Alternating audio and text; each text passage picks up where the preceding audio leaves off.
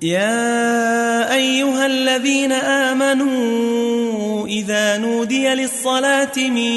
يوم الجمعة فاسعوا إلى ذكر الله وذروا البيع ذلكم خير لكم إن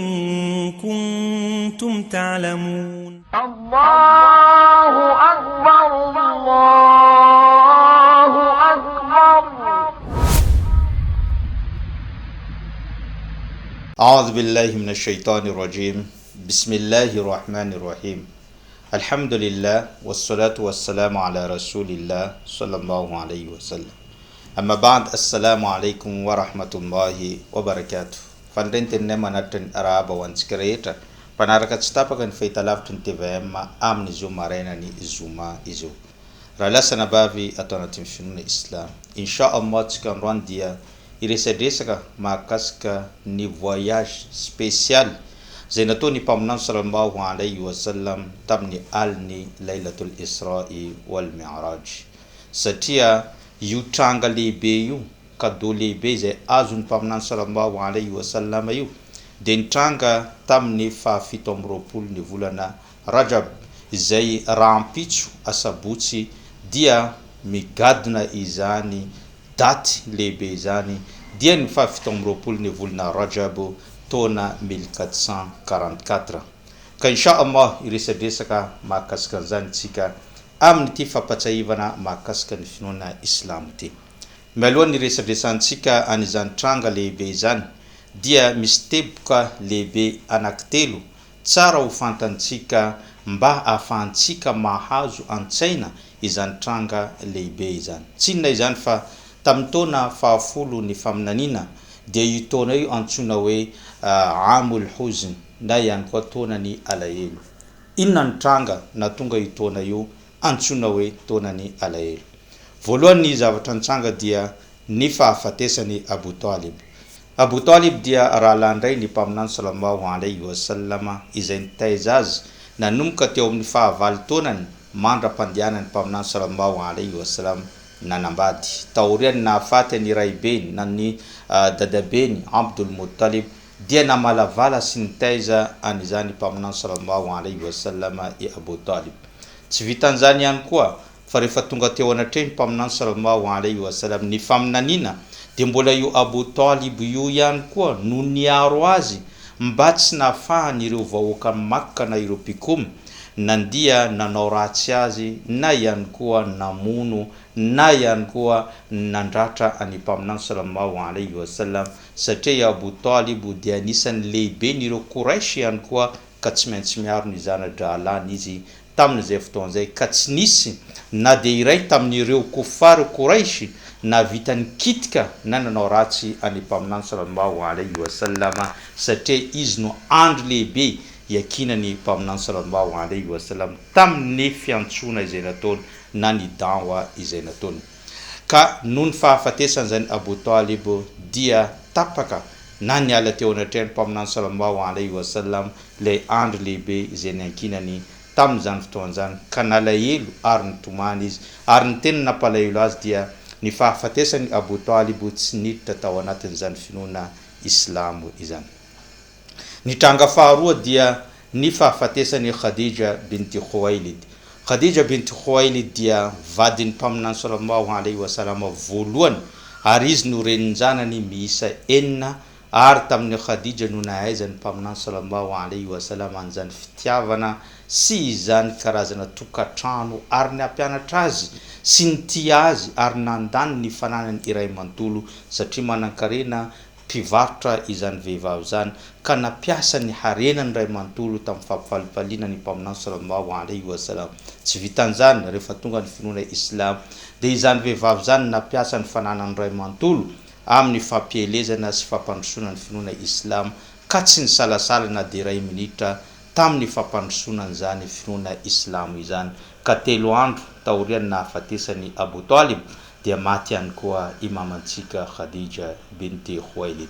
Teo ampahafatesana izy dia nalefany Allah subhanahu wa ta'ala i Jibril alayhi salam laza vaovao mafaly taminy dia teneniny Jibril tamin'ny mpaminany: "Ori Muhammad, inna Allaha yukriku Khadijata salam."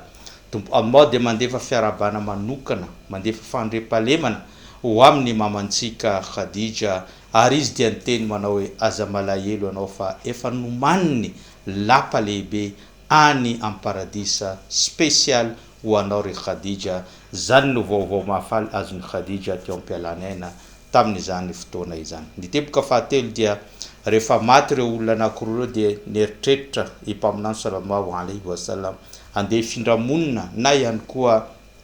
hiala kely ny tanànan'ny Makka mba andeha hanaparitaka ny finoana izay azony ary nandeha izy tamin'ny tanàna anankiray antsoina hoe Taif mba nieritreritra izy hoe hiantso an'ireo vahoaka ny Taif sy hiaro azy amin'ny fiantsoana izay nataony saingy ny fanohitra amin'izany no niseho dia nikomy azy ary namoaka teny marary manao hoe moa ve tompo Allah tsy nahita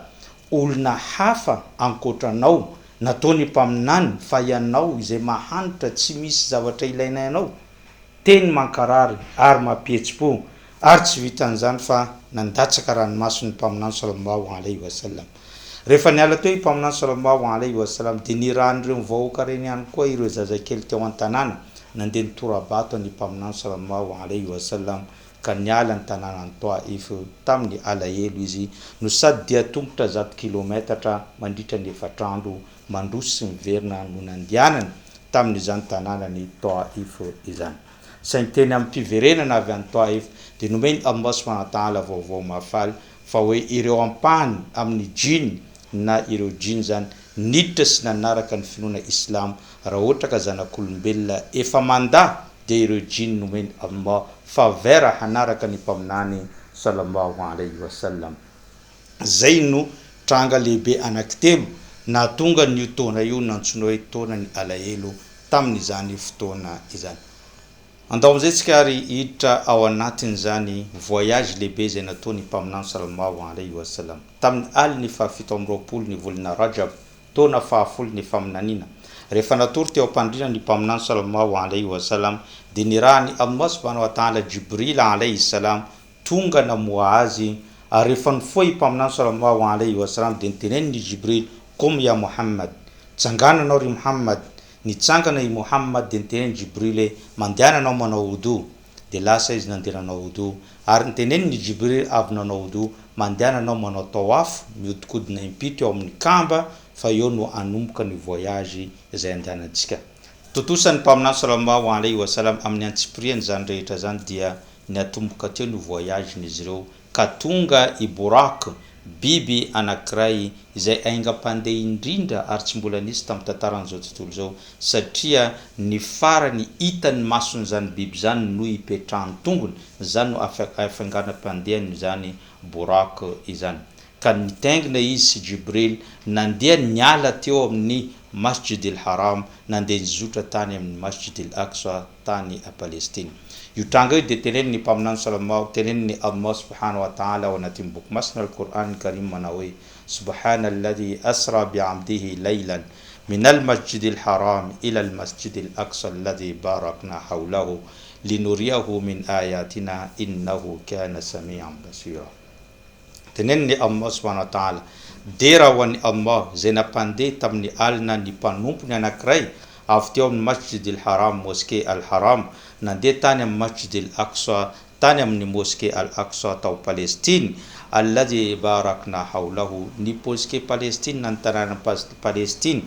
dia nosoavinay manodidina an'izany hoe Allah subhanahu wa ta'ala linuriyahu min ayatina mba hanomezanay sy ampijerevanay ireo porofo sy ireo fahagagany Allah subhanahu wa ta'ala satria tao amin'izany tanàna zany no maro nisehony ireo fahagagana ny Allah subhanahu wa ta'ala sy porofony ireo mpaminany izay nifandimby teto ambony tany. Rehefa tonga teo amin'ny mosquée al-Aqsa i mpaminany sallallahu alaihi wasallam sy Jibril dia efa tao avokoa ireo mpaminany rehetra nanomboka tamin'ny Adama mandraka nahatongavana Isa efa tonga tao amin'izany mosquée zany avokoa miandry ny fahatongavany mpaminany sallallahu alaihi wasallam sy Jibril ary rehefa vory tao izy ireo dia natosy ny Jibril alaihi salam mpaminany no hitondra ny salat 2 rakan zay nataon'izy ireo tamin'izany fotoana zany ka natomboka ny salat rehefa vita ny salat dia niakatra tany an-danitra i Jibrila alayhi salam sy mpaminany sallallahu alayhi wasallam. Tamin'ny lanitra voalohany izy ireo dia nahita ny Adama alayhi salam ary niarahaba azy ary nanome vaovao mahafaly ny mpaminany sallallahu alayhi wasallam i Adama alayhi salam tamin'izany fotoana zany. Tamin'ny lanitra faharoa kosa dia nahita ny mpaminana Isa na i Jesosy Kristy sy mpaminany Yahya tamin'izany fotoana zany ary ny lanitra fahatelo rehefa niakatra izy ireo dia nahita ny mpaminany Yusuf alayhi salam. Ny lanitra fahaefatra kosa dia nahitana ny Idrisa alayhi salam ary tamin'ny lanitra fahadimy dia mifanena tamin'ny mpaminany Haruna alayhi salam. Lanitra fahaenina dia tamin'ny mpaminany Musa alayhi salam ary lanitra fahafito zay ambony indrindra dia nahitana ny Abul Anbiya ray be n'ireo mpaminany dia Ibrahimu alayhi salam. Taorinan'izany dia niakatra ihany i mpaminany sallallahu alayhi wasallam niaraka tamin'ny Jibril ka tonga tamin'ny toerana antsoina hoe Baitul Ma'mur. Io Baitul Ma'mur dia tahaka ny kamba aty ambony tany saingy io kosa no kamban'ireo vahoaka ny lanitra ireo anjely izay manao tawaf isan'andro amin'izany toerana izany ary isan'andro dia misy 62,000 fitoalina anjely no manao an'izany tawaf zany eo amin'ny Baitul Ma'mur ary io tsy mijanona mandra-pahatapitra n'izao tontolo zao dia misy foana manao an'izany tawaf zany ireo anjely. Rehefa tapitra zay dia niakatra tamin'ny toerana antsoina hoe Sidratul Muntaha. Teo kosa dia ny farana ny fandehanan'ny Jibrila alayhi salam ka niteny izy tamin'ny mpaminany Muhammad sallallahu alayhi wasallam manao hoe ore Muhammad eto no fetra farany azoko alea satria raha miroso aho dia mirehitra na may ary io fetra farany. Izany hoe tsy afaka ny roso niala ny amin'ny Sidratul Muntaha intsony i Jibrila alayhi salam fa i mpaminany Muhammad sallallahu alayhi wasallam ny